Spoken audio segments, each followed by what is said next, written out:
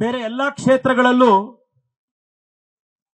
ವೀಕ್ಷಕರನ್ನ ಕಳಿಸಿ ಯಾರ ಅಭ್ಯರ್ಥಿ ಆಗಬೇಕು ಏನು ಅಂತ ಹೇಳಿ ಕಾರ್ಯಕರ್ತರಲ್ಲಿ ಕೇಳಿದಾಗ ಬೇರೆ ಬೇರೆ ರೀತಿಯ ಹೆಸರುಗಳು ಎಲ್ಲ ಕ್ಷೇತ್ರಗಳಲ್ಲೂ ಬಂದಿತ್ತು. ನಿನ್ನ ಕ್ಷೇತ್ರದಲ್ಲಿ ಎಲ್ಲಾ ಕಾರ್ಯಕರ್ತರು ಒಂದೇ ಹೆಸರು ಹೇಳಿದ್ದು, ಇಲ್ಲಿ ಯಾವುದೇ ಗೊಂದಲ ಇಲ್ಲದಲೆ ಒಂದೇ ರೀತಿ ಒಂದೇ ಒಗ್ಗಟ್ಟಿನಿಂದ ಕೆಲಸ ನಡೀತಾ ಇರುವಂತದ್ದು ಬೆಂಗಳೂರು ದಕ್ಷಿಣದಲ್ಲಿ ಅಂತ ಮಾತನಾಡ್ತಾ ಹೇಳುದು. ಇದು ನನಗೆ ಕೊಟ್ಟಂತ ಸರ್ಟಿಫಿಕೇಟ್ ಅಲ್ಲ, ಇದು ಬೆಂಗಳೂರು ದಕ್ಷಿಣ ಲೋಕಸಭಾ ಕ್ಷೇತ್ರದ ಎಲ್ಲ ನಮ್ಮ ಕಾರ್ಯಕರ್ತರು ಯಾವ ರೀತಿ ಇದ್ದಾರೆ ಅನ್ನೋದಕ್ಕೆ ಕೊಟ್ಟಂತ ಸರ್ಟಿಫಿಕೇಟ್ ನಮ್ಮ ರಾಜ್ಯಾಧ್ಯಕ್ಷರು. ನಾನಿವತ್ತು ಬಹಳ ಹೆಮ್ಮೆಯಿಂದ ಮತ್ತೆ ಉತ್ಸಾಹದಿಂದ ಹೇಳಬಲ್ಲೆ, ಕಳೆದ 5 ವರ್ಷಗಳಲ್ಲಿ ನಮ್ಮೆಲ್ಲರ ಒಂದು ತಂಡ ಭಾರತೀಯ ಜನತಾ ಪಾರ್ಟಿಯನ್ನ ದಕ್ಷಿಣ ಜಿಲ್ಲೆಯಲ್ಲಿ ಮತ್ತಷ್ಟು ಗಟ್ಟಿ ಮಾಡುವಂತ ಕಡೆಗೆ ನಾವೆಲ್ಲರೂ ಪ್ರಯತ್ನ ಮಾಡಿದ್ದೇವೆ.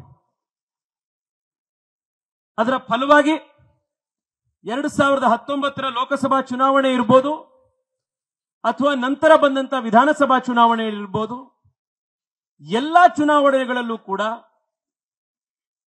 ಸೋತಂತ ಕ್ಷೇತ್ರಗಳಲ್ಲೂ ಕೂಡ ಹಿಂದೆ ನಮ್ಮ ಅಭ್ಯರ್ಥಿಗಳಲ್ಲಿ ಎಷ್ಟು ವೋಟ್ ತಗೊಂಡಿದ್ರೋ ಅದಕ್ಕಿಂತ ಜಾಸ್ತಿ ವೋಟ್ಗಳನ್ನ ನಮ್ಮ ಅಭ್ಯರ್ಥಿಗಳು ಗೋವಿಂದರಾಜನಗರ, ವಿಜಯನಗರ ಮತ್ತು ಬಿಟಿಎಂ ಲೇಔಟ್ ಕ್ಷೇತ್ರಗಳಲ್ಲೂ ಕೂಡ ತೆಗೆದುಕೊಂಡ್ರು. ಅಂದ್ರೆ ಪಾರ್ಟಿ ಬೆಳೆದಿದೆ, ಪಾರ್ಟಿ ಮತ್ತಷ್ಟು ಗಟ್ಟಿಯಾಗಿದೆ.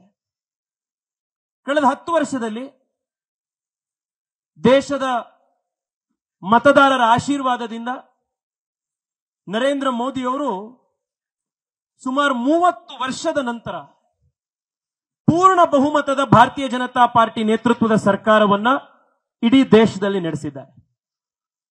10 ವರ್ಷದ ಹಿಂದೆ ಮತ್ತು 10 ವರ್ಷದ ನಂತರದ ಭಾರತದ ಚಿತ್ರಣ ಒಂದು ನಿಮಿಷ ನಾವು ಕಣ್ಮುಂದೆ ತೆಗೆದುಕೊಂಡ್ರೆ ಯಾವ ಮಟ್ಟದಲ್ಲಿ ದೇಶ ಪರಿವರ್ತನೆ ಆಗಿದೆ ಅಂತ ನಮಗೆ ಗೊತ್ತಾಗುತ್ತೆ. 10 ವರ್ಷ ಹಿಂದೆ ನಾವು ಪೇಪರ್ ತೆಗೆದು ಹೆಡ್ಲೈನ್ಸ್ ನೋಡಿದ್ರೆ ಪ್ರತಿ ದಿವಸ ಪೇಪರ್ನಲ್ಲಿ 2 ಲಕ್ಷ ಕೋಟಿ ರೂಪಾಯಿಯ 2G ಹಗರಣ, 10 ಲಕ್ಷ ಕೋಟಿ ರೂಪಾಯಿಯ ಕಲ್ಲಿದ್ದಲು ಹಗರಣ, ಹೀಗೆ ಪ್ರತಿ ದಿವಸ ಭ್ರಷ್ಟಾಚಾರದ ಸುದ್ದಿಗಳೇ ಪೇಪರ್ನಲ್ಲಿ ಇರ್ತಾ ಇತ್ತು.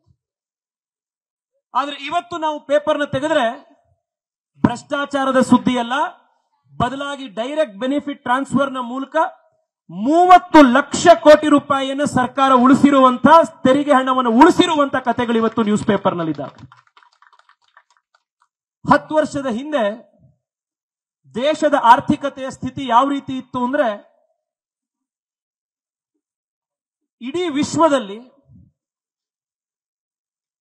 ಅತ್ಯಂತ ಹಿಂದುಳಿದಂತ 5 ಆರ್ಥಿಕ ಸ್ಥಿತಿಗಳಲ್ಲಿ ಭಾರತ ಅಂತ ಒಂದು ಕನ್ಸಿಡರ್ ಆಗ್ತಾ ಇತ್ತು. ಫ್ರೆಜೈಲ್ 5 ಅಂತ ಯಾವ ಇಕಾನಮೀಸ್ ಅನ್ನ ಕರೀತಾ ಇದ್ರು ಅದರಲ್ಲಿ ಭಾರತ ಒಂದಿತ್ತು. ಆದ್ರೆ ಇವತ್ತು ನರೇಂದ್ರ ಮೋದಿ ಅವರ 10 ವರ್ಷದ ಆಡಳಿತದ ನಂತರ